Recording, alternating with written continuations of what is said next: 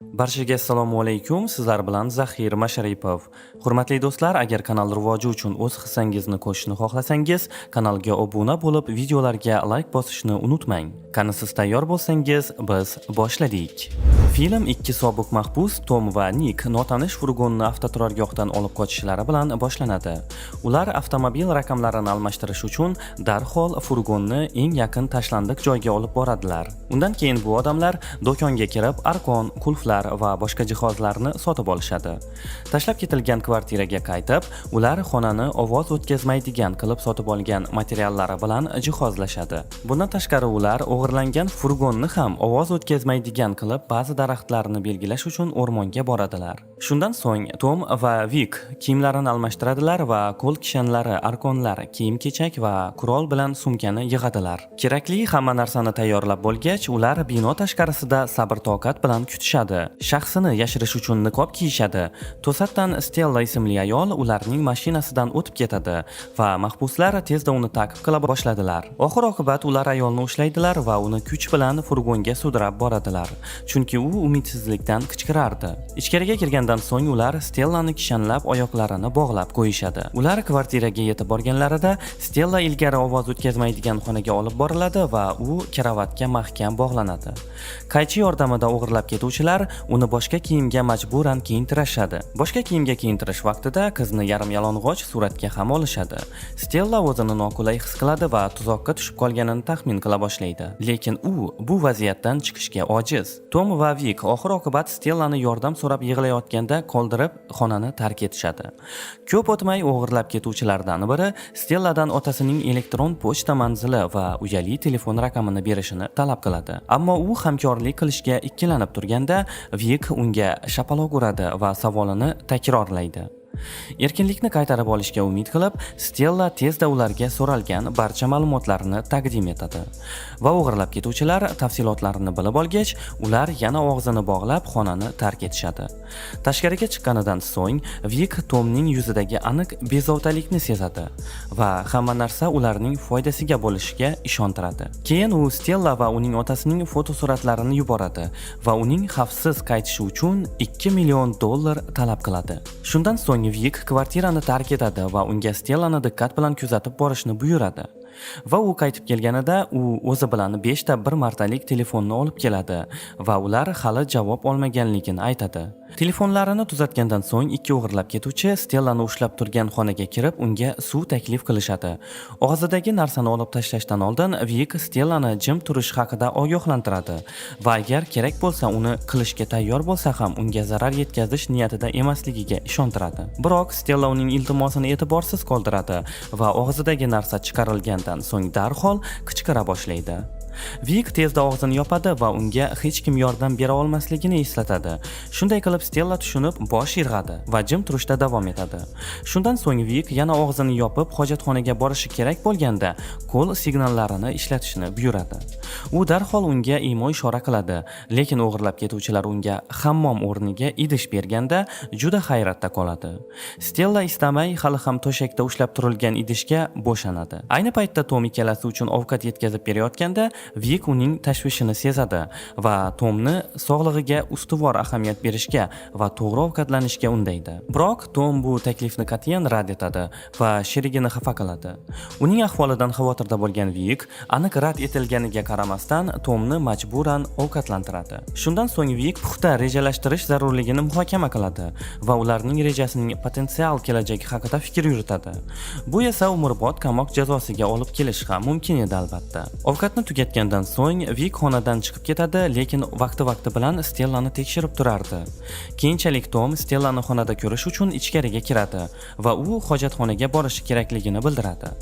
Keyin u xavfsizlik kamarlarini yechib tashlaydi, lekin uni qurol bilan nishonga olishda davom etardi va qizga chelakdan foydalanishni buyuradi.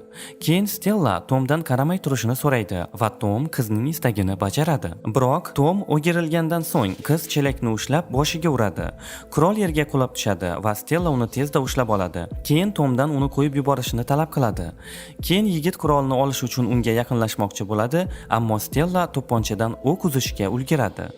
Bu tartibsizliklar orasida Stella Tomning niqobini yechib, uni kimligini ko'radi. Bu esa uni qattiq hayratda qoldiradi. Ikkalasi ham bir muncha vaqt kurash olib borishadi va oxir-oqibat Tom qizni yengib, uni karavotga qaytishga majbur qildi. Yigit Stellani agar Vik ularning munosabatlari yoki so'nggi voqealari haqida bilib qolsa, ularga tahdid qilishi mumkinligi haqida ogohlantiradi. Va o'sha kuni Vik Stellaning otasi to'lovni to'lashdan bosh tortganini aytadi. Ammo u hali ham bu odam o'z qarorini o'zgartirishiga amin edi. Ertasi kuni ertalab Tom va Vik xonaga kirib, Stellaga otasi to'lovni to'lashdan bosh tortganini aytib, kameralarni o'rnatdilar. Vik otasini to'lovni to'lashga majbur qilish uchun Stellaning bitta barmog'ini kesib tashlagan videoni jonli efirda suratga olishni rejalashtirayotganliklarini tushuntiradi. Uning so'zlariga ko'ra, agar otasi pul to'lasa, barmoqni tiklash mumkin va ular og'riqni kamaytirish uchun og'riq qoldiradigan vositalardan foydalanishlariga ishontiradi. Stella og'zidagi narsa olib tashlanganidan so'ng ko'z yoshlari bilan otasidan uni qutqarishini iltimos qiladi va o'tmishdagi janjallari uchun uzr so'raydi va hatto homiladorligini aytib o'tadi. Vik barmog'ini kesmoqchi bo'lganida Tom bu videoning o'zi kifoya qiladi va unga qo'shimcha jarohatlar yetkazish haddan tashqari ko'p bo'ladi deb o'ylab uni to'xtatadi. Videoni tomosha qilgandan so'ng o'g'irlab ketuvchilar Stellaning xonasiga oziq-ovqat bilan qaytib kelishadi. Biroq Vik Stellani ovqatlantirmoqchi bo'lganida qiz aynan Tom uni ovqatlantirishini so'raydi. Vik rad etadi va vaziyat tez orada hal bo'lishiga ishonch hosil qilib, uni ovqatlantirishda davom etadi. Va ular ovqatlanayotganda Tom va Stella ilgari ko'rgan o'q qopqog'ini payqashdi. Tom ehtiyotkorlik bilan uni ushlamoqchi bo'ladi, lekin Vik nimanidir gumon qila boshlaydi. Biroq ovqatni tugatgandan so'ng Stella tasodifan o'q qopqog'i yoniga qoshiqni tashlaydi va Tom uni tezda ko'taradi. Vik Tomning shubhali xatti-harakatlari to'g'risida so'roq qilganda Tom biroz asabiylashayotganini tan oladi. Keskinlik kuchayadi. Keyinchalik Tom o'qdan qutulish uchun hojatxonaga boradi. Keyin u uni unitazga tushirishga harakat qiladi, ammo muvaffaqiyatsiz bo'ladi. Shu bilan birga Vik Tomning hammomdan uzoq vaqt chiqmayotganini ko'rib, darhol chiqishini talab qiladi. Hammomning kirish qismida unga duch kelganida Tom o'qdan qutulish uchun uni yutib yuboradi. Hech qanday shubhali narsani sezmay, Vik Tomning g'alati xatti-harakatlarini adrenalin bilan bog'laydi va u ilgari bunday narsalarni boshidan o'tkazganini eslatib o'tadi. Keyin u videoni Stellaning otasiga yuborish rejasi haqida gapiradi. Qizning otasi qisqa vaqt ichida to'lovni amalga oshirsa, Vik kelajakdagi erkinligi va boyligi bilan maqtanganidan so'ng ketadi. Va Tom o'z kompyuteridagi taqvimni tekshirish imkoniyatidan foydalanadi. U Stella bilan ajrashganidan beri qancha vaqt o'tgan, agar qiz rostdan ham homilador bo'lsa, bola undanmi yoki yo'qmi shuni bilishga harakat qilmoqda. Xafa bo'lgan va g'azablangan Tom Stella bilan gaplashib olishga qaror qiladi. Yolg'on gapirishda va homiladorlikni soxtalashtirishda qizni ayblaydi.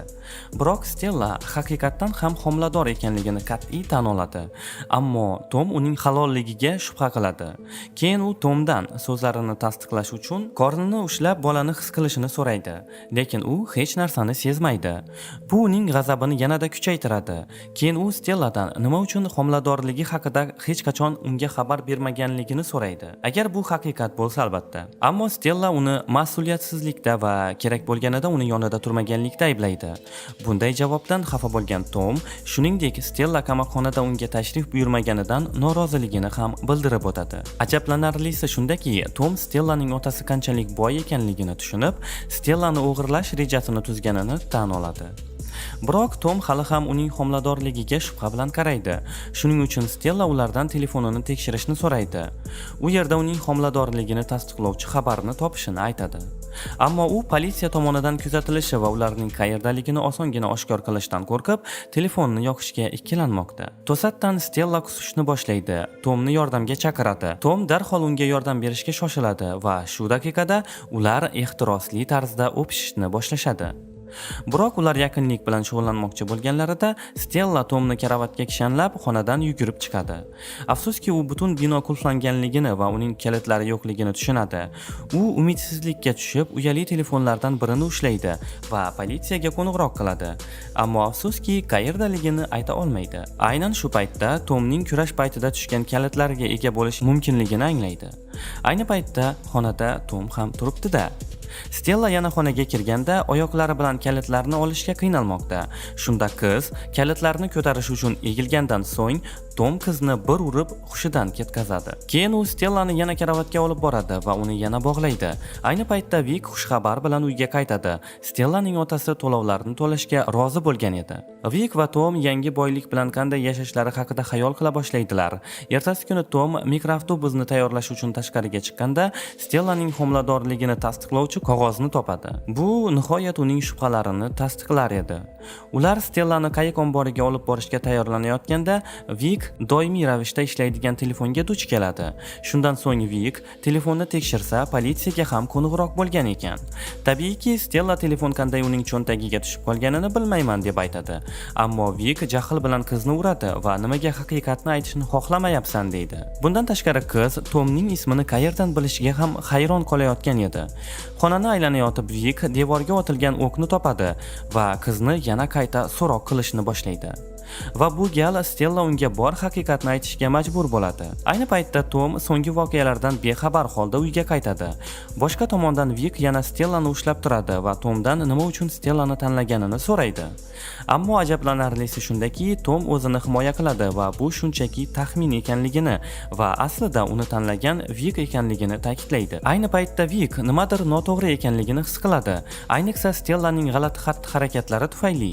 Bundan tashqari uning Tomga bo'lgan ishonchi susaya boshlaydi va u Tomdan boshqa sirlarni yashirmaslikni talab qiladi. Ammo Tom Vikni halolligiga ishontiradi va ular Stellani bog'lab, belgilangan joyga olib borish uchun uni behush holatga keltirishadi. U yerga yetib borgach, mahbuslar ongsiz Stellani qayiq omboriga olib borishadi va uni kishan bilan ushlab turishadi. Vikning aytishicha, Tom unga pul yig'ish uchun hamrohlik qilishi kerak. Keyin ular qayiq omboridan uzoqroqda joylashgan joyga borishadi, furgonni to'xtatib o'rmonga borishadi. Ammo Tom pul olish uchun borganida u yerda pullar yo'qligini tushunadi. Aynan shu paytda Vik Stellaning otasiga yangi manzilni berganini haqida g'urur bilan xabar beradi. Keyin esa Vik qurolini olib yigitni nishonga oladi. Tom Stella undan homilador ekanligini aytib, uni o'ldirmasligini so'raydi. Ammo tezda Vikning maqsadini tushunib, unga qamoqxonada qanday yordam berganlarini eslatadi. Vik ta'sirlana boshlaganda Tom vaziyatdan foydalanib, u yerdan qochadi. Lekin tezda uni Vik otib tashlaydi. Yarador bo'lishiga qaramay, Tom Vik unga yetib borguncha tezda yo'q bo'lib ketadi. Oxir-oqibat Tom daraxtning orqasida yashirinishga muvaffaq bo'ldi. Shu bilan birga u o'q jarohatidan juda ko'p qon yo'qotyapti. Qayiq omboriga qaytib, Stella uyg'onib notanish joyda ekanligini tushunadi. U yordam so'raydi, lekin kutilganidek hech kim unga yordamga kelmaydi.